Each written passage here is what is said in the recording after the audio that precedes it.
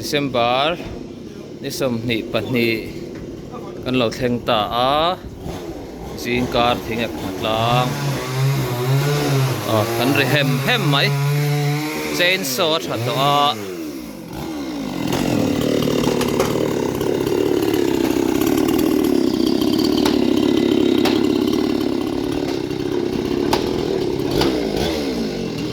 thenin kan thiara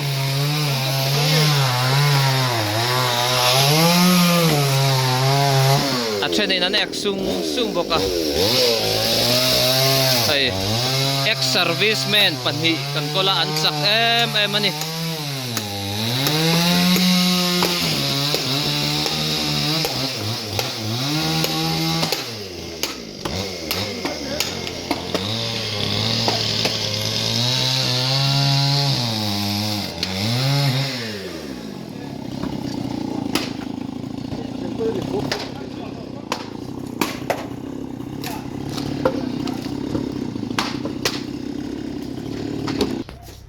he lam hi thing pho na lam ania in buat sai na rom bola hian ten kan pho tiar to mai ni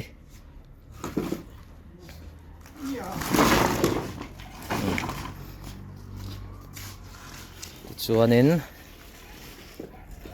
lam thut na lam panga po khwanin nimin lama kan da nual to boka then kan phowa then chak lama kan pho boka